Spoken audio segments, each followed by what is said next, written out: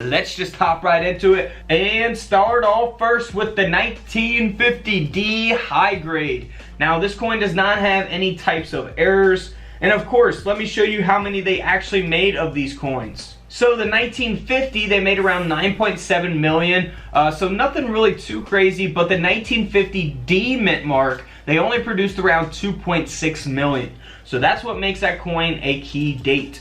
Now back to this 1950D, it does not have any types of errors like I said, it's just got a very high grade. You will find the D mint mark on the reverse to the right of the building there for anyone that is new to coin collecting and doesn't really know about mint marks. So that's where that D mint mark will be. Now here on the coin slab, you can see that the coin is graded by PCGS at a mint state 67. So that is where all of the value, the majority of the value of this coin is going to come in at. So this nickel sold for over $3,700. Now if we compare that to a mint state 64, this coin, you would think, you know, only 3 grades lower would sell for a lot of money. However, this 1950D only sold for around $25. You know, when you're grading coins like this, you're taking a risk. You know, is my coin mint state 66? Is it 67? Could it be a 68? You know, that is kind of the risk when you got a higher graded coin, because the value can, you know, explode depending on what coin it is. You know, specific coins, 1 grade higher, could make a tremendous difference in value. Now, like I said, 1950D, they only produced around 2.6 million of those coins. Now, for the 1950 no mint mark, again, 9.7 million produced for those coins. Now, here's an example of the 1950 no mint mark that has that mint state 67 grade. Again, this coin has some amazing toning to it, some natural toning to it as well. Got that little rainbow ring around it, which just makes it look awesome. This coin sold for around $2,800, so nearly a $3,000 nickel. Now again, if you compare that to a 1950 that has a mint state 65 grade, this coin only sold for around $90 US, 90 bucks. Now here is coins that sold on eBay that were not graded. So we have a 1950 no mint mark and a 1950 D mint mark. Now both of those coins sold together for around 40 bucks. So, you know, you could get them pretty cheap on eBay and then have one graded and then go from there. Now here is a 1950 proof coin. It is graded at a proof 67. Deep cameo. Wow, man, look at that nickel. That coin sold for over $7,000. So a proof 67, $7,000. Now here is a 1950 proof that is a proof 68 grade, and this nickel sold for over $9,900, nearly a $10,000 coin. Now also on eBay, the whole Jefferson nickel book from 1938 to 1961, it includes those key dates, that 1950D of course, and it's got all of the silver nickels from 1942 to 1945. They seem like they're in fairly decent condition. Can't see them, you know, all up close. Some could be cleaned, you never know. But this book did sell for over $310. So if you have that book filled up, that's kind of like an estimate, you know, of, you know, sold listings on eBay. You can just look those up. So let's check out these other nickels that sold for some good money. I was actually hunting some nickels the other day. I found some from the 40s and 50s.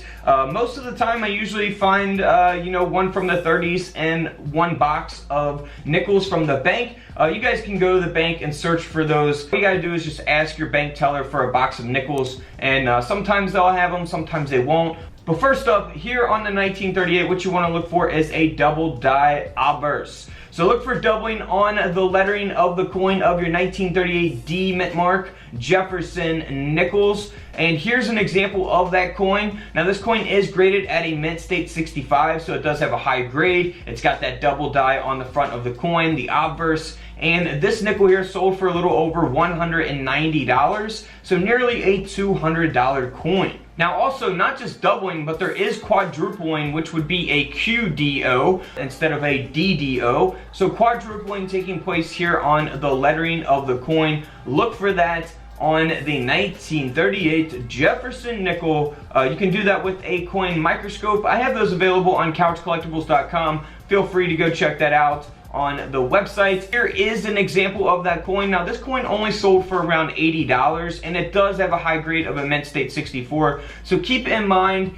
if your coin is in very bad condition, you know, in a case like this, it's not really going to sell for much money. So you always gotta, you know, factor in the grade of the coin when determining an ultimate value. Now in 1938, we also have the proof nickel, the proof Jefferson nickel here, and this coin here is graded at a proof 68. So that gives it all of its value. This coin sold for over $5,000. $5,000 because of its high grade. So keep that in mind. If you're not familiar with coin grading, I do have a couple coin grading videos here on YouTube. Just type in coin grading couch collectibles and you should find those videos. Now also, speaking of high grade, here's the 1938 no mint mark, and this is graded at a mint state 67. So this coin here sold for over $4,900. So again, nearly a $5,000 nickel here because of its high grade.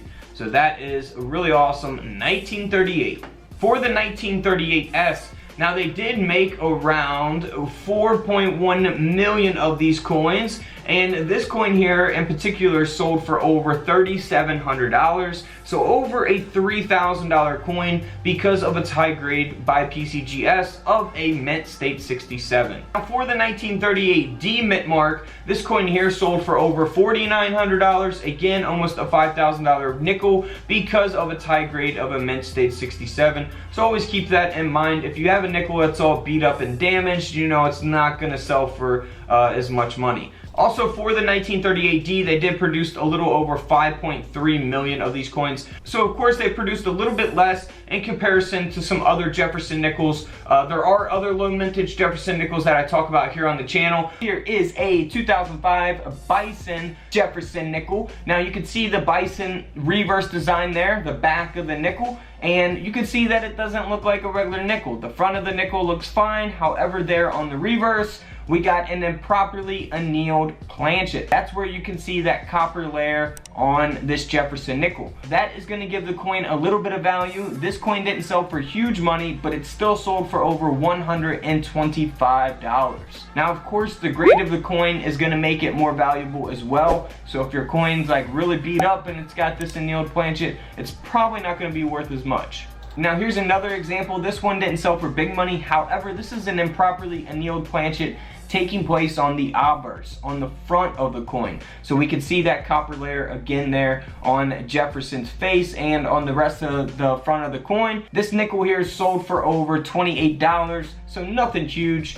But let's move on to what you really should be looking for on the Jefferson nickel. This is a 2005 Jefferson nickel with the Bison reverse design. Now you can see that line going through the buffalo. Now this is nicknamed the speared bison. So what it is a die gouge taking place on the reverse of the nickel. And you can clearly see that line, like I said, going diagonally all the way through the bison there. So that's exactly what you want to look for. And that's what we're going to look for here in just 1 second. Now here is a nickel that has that speared bison. The speared bison that I just showed you, this nickel actually has that. This is a 2005 Denver minted Jefferson nickel that sold for over $1,200. But keep in mind, guys, that grade also comes into effect. So if you're not familiar with coin grading, feel free to watch my coin grading videos. This one is graded at a mint state 66, so very high grade on that nickel, which will give it some value as well. Before we get into what to look for, I'm going to show you different types of errors on the 2004 nickel. This one here, real quick, is just been multi-struck. It's got a broad struck. You can see that taking place around the rim of the coin there, and that's going to give this nickel some value. Now you can look for these in pocket change on all denominations of coins, pennies, dimes, all that stuff. This nickel here sold for over $630. Next up is another 2004 nickel that has a die adjustment strike. So a die adjustment strike will basically make the coin look like it's extremely faded out. Now a lot of people get these confused with damaged coins, people that purposely damage the coin. However, this is actually a mint error. So we'll give the coin a little bit of value. Now this 2004 nickel here sold for over $430.